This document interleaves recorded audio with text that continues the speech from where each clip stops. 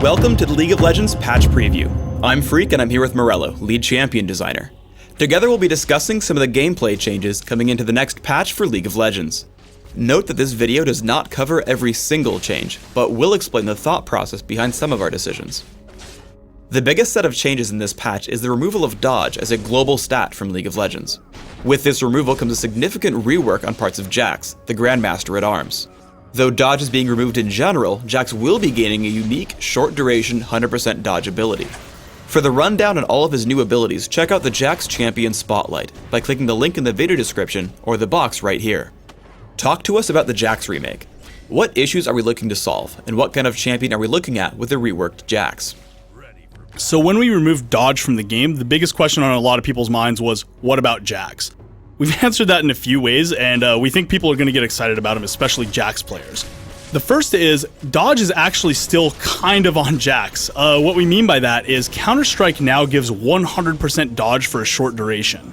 This is now much more reliable and consistent than the old kind of like stacking random dodge and hope it procs during a fight, that kind of thing. Jax can now kind of tactically wait for a lot of focus fire, especially physical, to come in, hit this 100% dodge, reduce a lot of damage, and then get his big payoff with the AoE stun that Jax players are kind of used to and expect. This is going to not only continue to promote skilled play with Counter-Strike, but actually separates the good Jax players from the great Jax players. Great Jax players will maximize the damage reduction they're going to get from this dodge, as well as timing that stun just perfectly. We're really excited to see what players are going to do with this. Another change we did is, the old version of Jax had similar cooldowns on both Leap Strike and Empower. What this did is it created Jax into really kind of a burst melee mage as opposed to any kind of real sustained melee fighter. What you're going to see instead this patch is Empower's cooldowns much lower. This creates a lot more uptime and makes him much more of a sustained kind of fighter that relies on empowered auto attacks as well as his other moves. Another change you'll see this patch is to Jax's passive. We've removed the old stat conversion passive that he had before. He was getting really tanky without even trying late game while still doing tons of damage, and there just wasn't a lot of gameplay or things the enemy team could really do about it once it reached this point, which was pretty often. What we've given him now is a stacking attack speed buff.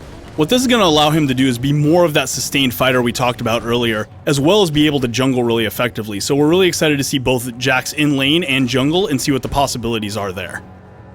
In keeping with the dodge removal, Ninja Tabi is undergoing some changes. It's losing its dodge, and instead gaining a percentage damage reduction from all non-turret basic attacks. What role will the new Ninja Tabi fill? We expect that Ninja Tabi will be as useful in the same role as it was before, if not more so due to the added consistency. We wanted to retain its role of cheap, early game, anti-physical boots.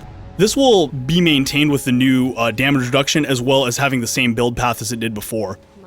The final point of dodge removal is Sword of the Divine, which caused your champion to ignore dodge for a few seconds when activated. What's the future for this item? When we were looking at Sword of the Divine, we were like, what is this thing going to do now? And where we kept ending up was somewhere really close to Ionic Spark from Dominion.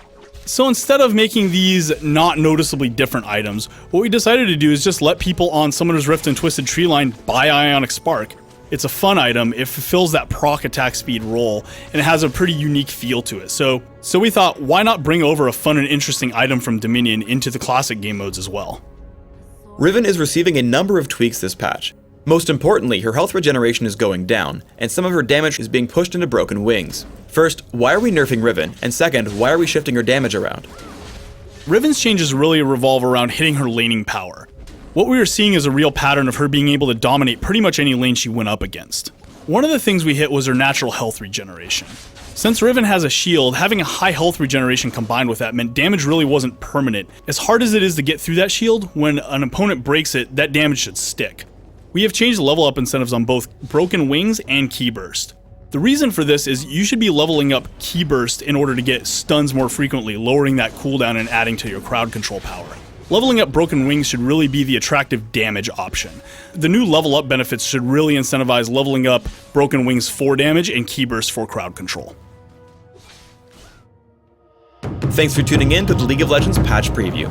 Please subscribe to the Riot Games YouTube channel, and don't forget to thumbs us up just below the video.